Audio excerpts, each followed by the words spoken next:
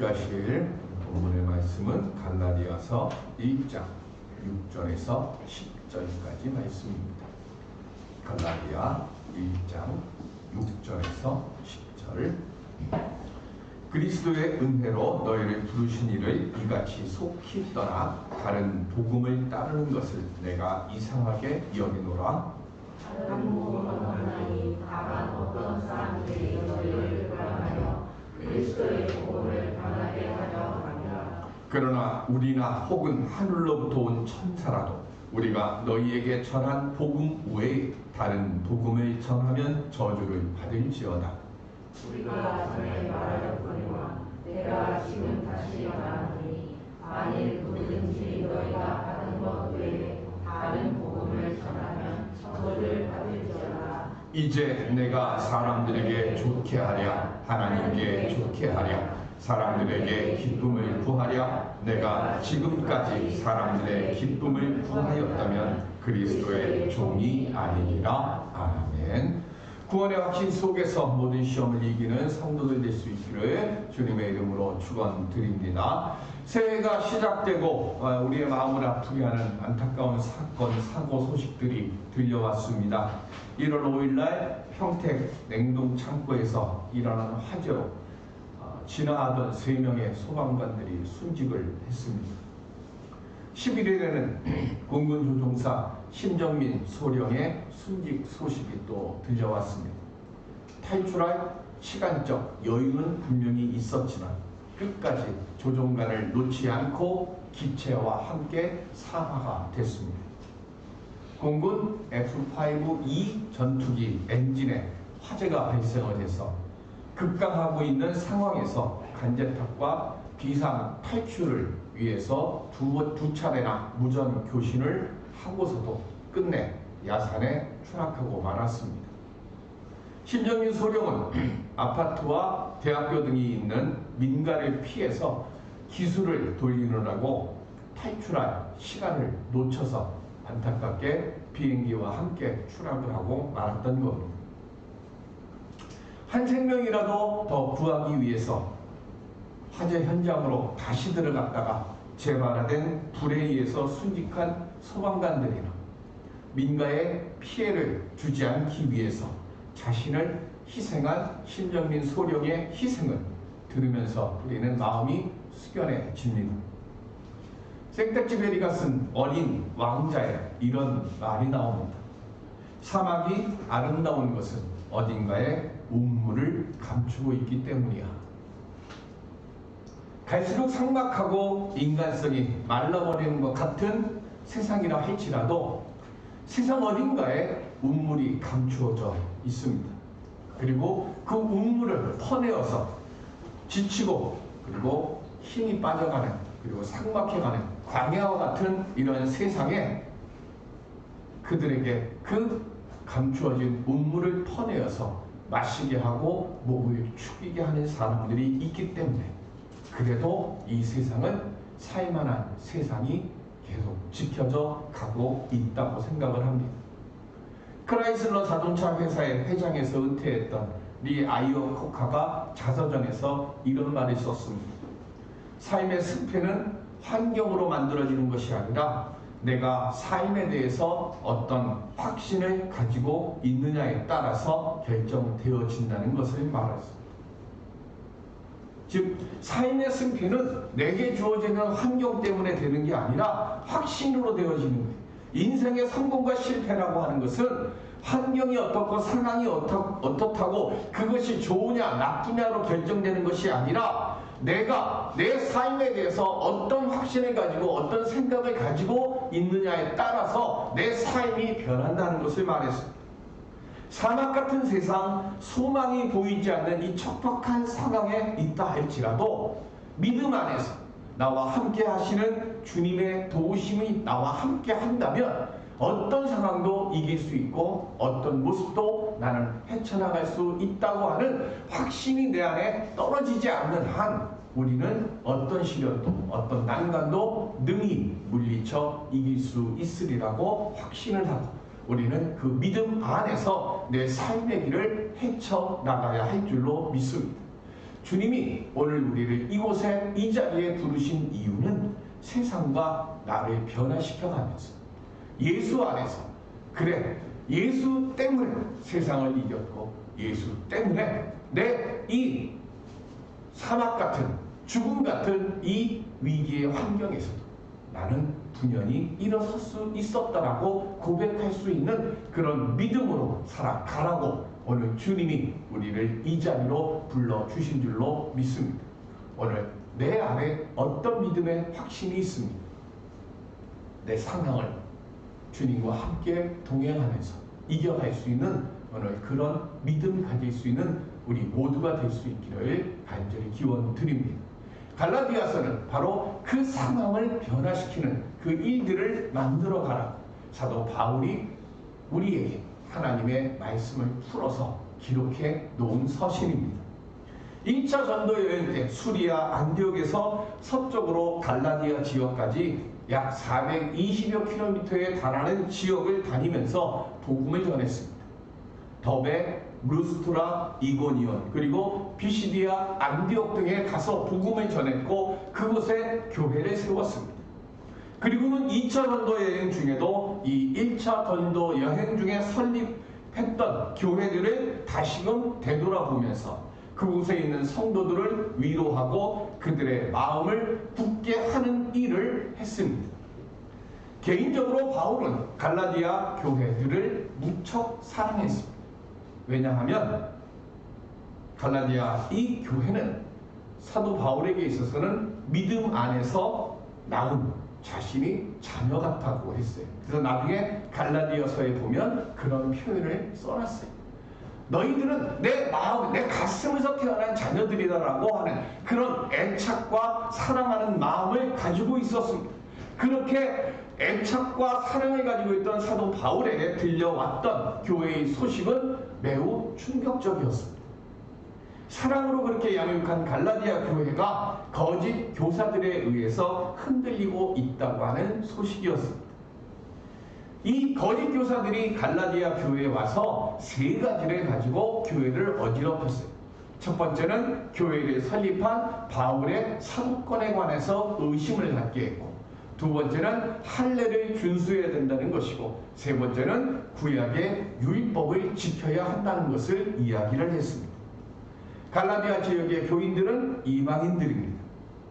유대인들과는 지금까지 다른 삶을 살았고 다른 환경 속에서 지내왔습니다. 앞으로도 그렇게 살아갈 수밖에 없는 그 사람들이, 그들을 향해서 유대인들이 지금 이 틈을 노려서 윤리적인 틈을 파고 들어간 겁니다. 유대인 크리스천들은 예수만 믿고 구원을 얻는다는 것에 대해서 마음이 안 좋았어요. 탐탁치 않게 생각했습니다. 어떻게 예수만 믿고 구원을 얻을 수 있겠는가? 그리고는 말하는 것이 할례도 행하고 우리처럼 구약의 율법도 지키는 것이 중요하다고 하면서 갈라디아 교인들의 마음을 흔들었어요. 이 말들에 교회가 미혹됐다는 소식을 듣고 바울이 분노합니다. 그래서 그 분노한 마음을 가지고 쓴 편지가 오늘 우리가 앞으로 몇 주 동안 함께 살펴볼 갈라디아서입니다. 율법주의자들로부터 교회를 지키기 위해서 갈라디아서를 써내려갑니다. 그런데 이렇게 기록된 갈라디아서를 종교개혁자 마틴 루터는 이렇게 이야기를 합니다. 갈라디아서는 나의 서신이다. 나는 사실상 갈라디아서와 결혼하였다. 갈라디아서는 나의 폰보라이다. 폰보라가 누구냐면 카테리나 폰보라가 마틴 루터의 아내의 이름이에요. 그러니까 나의 폰보라이다 라고 얘기하는 것은 그만큼 애착이 가는, 내 사랑하는 편지다라고 얘기를 하는 것이고, 마틴 루터는 로마서 1장 17절에 오직 의인은 믿음으로 말미암아 사나니라고 하는 그 말씀과 함께 종교개혁을 시작하고 종교개혁을 완성할 수 있었던 그 모든 것들은 갈라디아서에서 나와요. 그래서 우리 신학자들은 갈라디아서를 종교개혁의 서론문이라고 이야기를 합니다. 이 갈라디아서는 크게 세 부분으로 나뉩니다. 1장과 2장은 사도 바울의 자신의 사도권에 관한 이야기고, 3장과 4장은 구원에 이르는 유일한 길은 은혜뿐이다라고 이야기를 합니다. 그리고 5장부터 6장 세 번째는 성도는 어떻게 살아야 하는가를 기록해 놨습니다. 다른 서신들과는 그래서 갈라디아는 시작이 달라요. 다른 서신들에서는 감사와 찬양으로 시작을 하는데 갈라디아서는 그렇게 하지 않습니다. 우리 1장 1절 함께 보실까요? 시작. 사람들에게서 난 것도 아니요 사람으로 말미암은 것도 아니요 오직 예수 그리스도와 그를 죽은 자 가운데서 살리신 하나님 아버지로 말미암아 사도된 바울은 아멘. 자신의 사도권에 대한 의심으로 흔들리고 있는 교회에 대해서 자신이 어떻게 사도인가를 지금 이야기하는 거예요. 그래서 나는 세상 사람들에 의해서 사도로 택함받은 것이 아니라 하나님에 의해서 하나님으로부터 직접 지명되고 지목되어서 나는 너희들을 위한 사도가 되었다는 것을 이야기를 합니다. 여러 번 말씀드립니다. 초대교회의 사도는 크게 세 종류가 있습니다. 첫 번째 사도는 누구죠? 우리가 알고 있는 예수님께서 직접 택해서 선택하신 12명의 사도들, 제자들이에요. 그 중에 한 명 가룟 유다를 빼고 그 가룟 유다 대신에 마띠아가 들어갑니다. 그래서 1차적으로 사도는 12사도입니다. 두 번째 사도는 그거로 하니까 너무 적어요. 그래서 예수님에게 친히 가르침을 받은, 우리 누가복음이나 마가복음에 보면 72문도 나온 이름이 나오는데 그분들을 우리는 사도로 하자. 세 번째가 예수님이 승천하실 때 마지막 승천하신 장면을 목도한 사람들이 있습니다. 그들이 고린도전서 15장에 보면 500명이라고 했어요. 그러니까 500명, 예수님의 승천을 목도한, 직접 본 사람들까지 우리는 사도로 하자라고 해서 그렇게 사도권을 줬습니다. 이 사도권 안에는 교회를 세울 수도 있는 권한이 있고 말씀을 전하는 권위를 부여했습니다. 그런데 바울은 이 세 가지 종류의 어디에도 들어가지는 않습니다. 알다시피 바울은 예수를 믿는 사람들을 핍박하는 일에 앞장섰던 사람이에요. 그리고 다메섹에 갈 때도 예수 믿는 사람들을 붙잡아서 예루살렘으로 소환할 수 있는 명령서, 대제사장의 명령서를 들고 지금 다메섹으로 가는 도중에 주님을 만나서 거꾸러지고 거기서 회심을 하고 오히려 예수를 전하는 사람으로 변했습니다. 당연히 교회에서 바울의 이 회심을 의심할 수밖에 없잖아요. 아무도 바울을 인정해주지 않습니다. 그래서 바울은 어떻게 합니까? 아라비아 사막에 가서 3년 동안 주님의 말씀에 가르침을 받고 옵니다. 그럼에도 불구하고 아무도 바울을 불러주지 않아요. 혼자 준비하고 있을 때 바나바가 바울을 데리고 와서 자신과 함께 주의 복음을 전하는 그 동역자로 교회에다 소개를 합니다. 그리고 안디옥 교회로부터 바울의 사역이 시작되죠. 그 후에 이제 바울과 바나바가 1차 전도 여행을 떠납니다. 그리고 난 뒤에 갈라디아서 2장에 나오는 것처럼 사도행전 15장에 나오는 예루살렘 회의를 통해서 바울이 이방인들을 위한 사도로 결정이 됩니다. 여기까지 다 결정이 된 거예요. 그런데 유대인 크리스찬들은, 그리고 율법주의자들은 바울이 오직 믿음으로만 구원을 얻을 수 있다고 하는 이 말씀을 전한다고 하는 이거 하나를 가지고 지금 계속해서 바울을 공격하는 거예요. 네 사도권이 어디에서 나오는 거냐라고 이야기를 하는 거예요. 너는 우리가 얘기하는 신학대학도 나오지 않았고 그렇다고 목사고시도 보지 않았잖아. 근데 네가 무슨 목사야? 라고 이야기하는 것과 똑같은 거예요. 그래서 바울이 얘기하는 겁니다. 나는 먹으로 된 추천서, 먹으로 된 졸업장을 가지고 있는 것이 아니라 하나님께서 내 심령 속에, 내 마음 속에 직접 새겨주신 그것을 가지고 나는 지금 사도의 일을 감당하고 있다라고 말하는 겁니다. 이 사도권에 대해서 1장과 2장에 계속해서 얘기를 해요. 그리고 오늘 갈라디아서를 쓴 그 핵심 주제, 그게 오늘 우리가 함께 분석했던 본문의 말씀에 나오는 6절로 10절까지 있는 말씀입니다. 우리 6절을 다시 한번 같이 보실까요? 시작. 그리스도의 은혜로 너희를 부르신 이를 이같이 속히 떠나 다른 복음을 따르는 것을 내가 이상하게 여기노라. 아멘.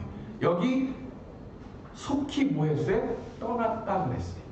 여기 이 떠나다라고 하는 말이 헬라어로는 메타티템인데 이 말의 뜻이 뭐냐면 자신의 이익을 위해서 삶의 자리를 바꾸는 거예요. 대통령 선거를 할 때가 되거나 아니면 국회의원 선거를 할 때나 지방 무슨 자치단체장을 선거할 때 보면 민주당이었던 사람이 여당이었던 사람이 갑자기 야당이 되고 야당이었던 사람이 갑자기 여당이 되잖아요. 즉 당을 이리저리 옮기는 거 뭐 하기 위해서 그런 거예요? 자기 이익을 위해서 이리저리 옮기는 거예요. 학자가 오늘까지는 이런 거를 주장을 해요. 근데 갑자기 내일은 내가 여태까지 주장했던 것이 이득이 안 되니까 이득되기 위해서 그거를 바꿔요. 어제까지는 일본군으로 전투를 참여를 했는데 오늘은 갑자기 한국군이 되겠다고 해서 또 이거를 바꿔버리는 거. 이게 떠나다라는 말입니다. 바울은 갈라디아 교인들이 갑자기 이렇게 변절한 학자들이나 정치인들이나 군인들처럼 어제는 친구였던 사람들이 변절해가지고 자신에 대해서 의심하고 자신에 대해서 공격하는 것에 대해서 충격을 받았어요. 충격을 받아서 지금 인사나 이런 감사, 찬양 이런 글귀도 없이 바로 나는 이런 사람이야 라고 글을 쓰는 이유가 여기에 있는 것. 어떻게 그렇게 쉽게 변할 수 있느냐는. 전에는 내가 눈이 안 좋으니까 나를 위해서 너희들이 눈을 뽑아서라도 나의 눈이 좀 깨끗해지기를 너희들이 그렇게 원한다고 이야기해놓고 이제 와서는 나를 지금 와서 뒤통수를 칠 수 있어. 어떻게? 그렇게 분개하는 거예요.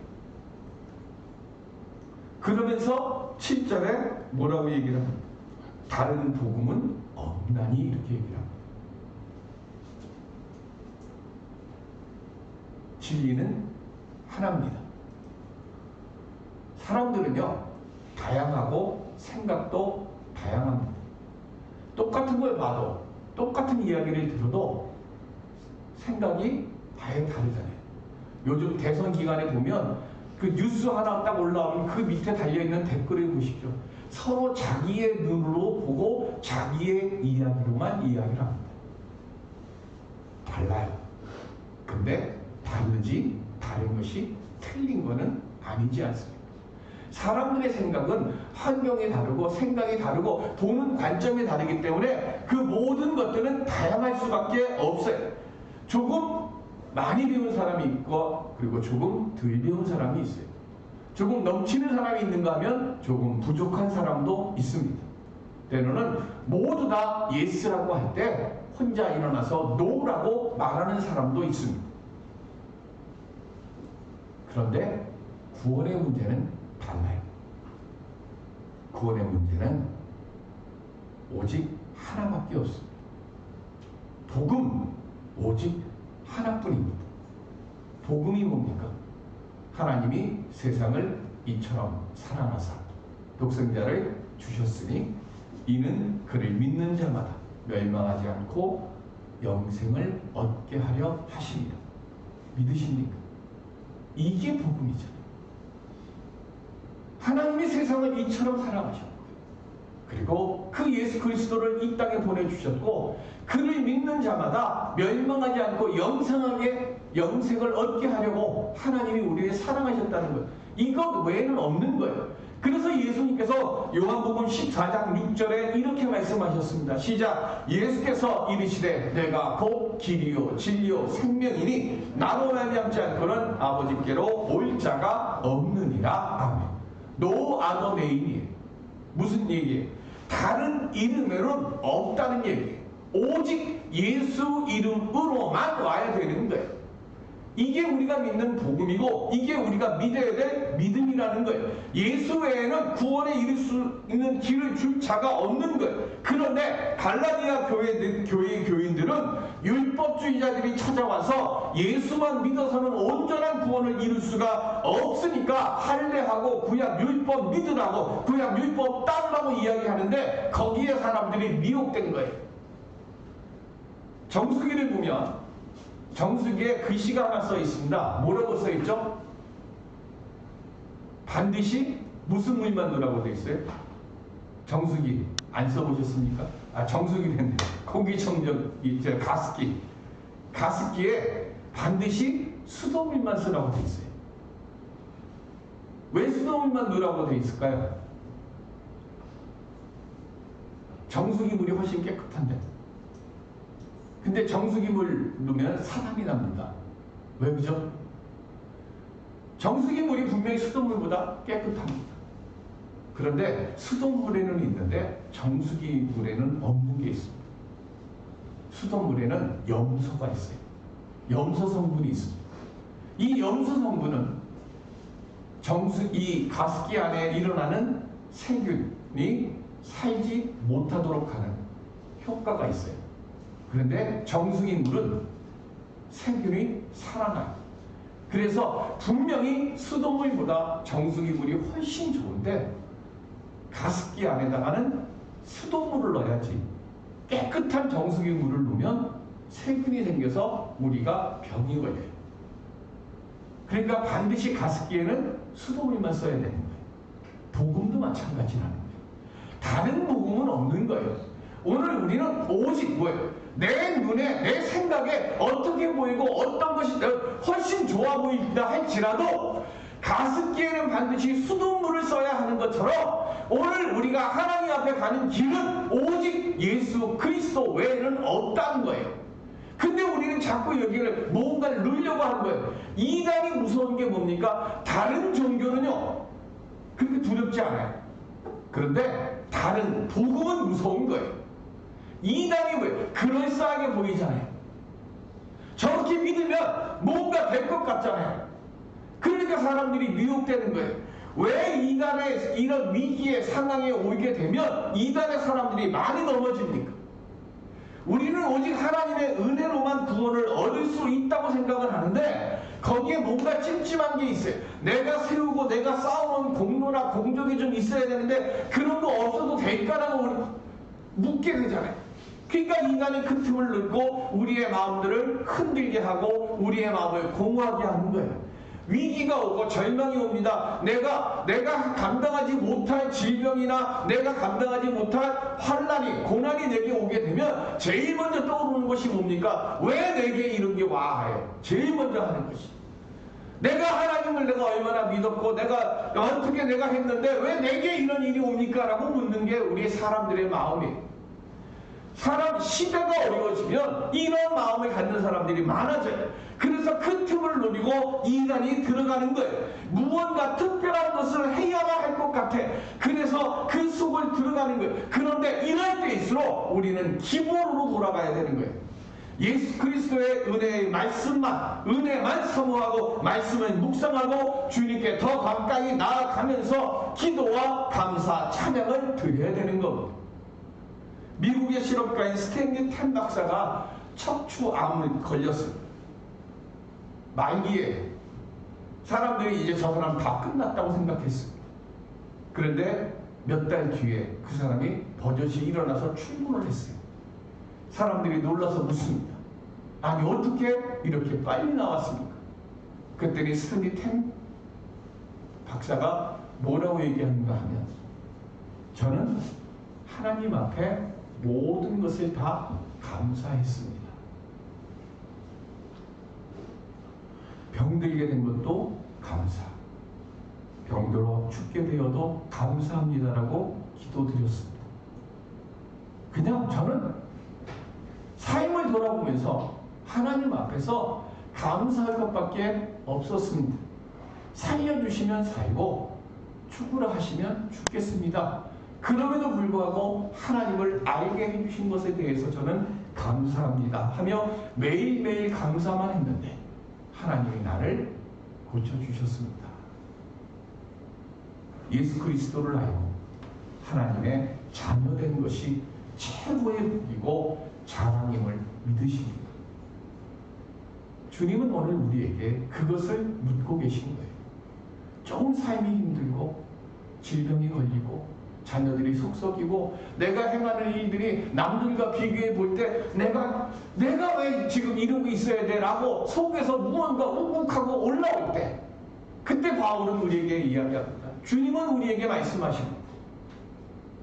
하나님의 자녀가 된 것에 대해서 감사하며 사는 것.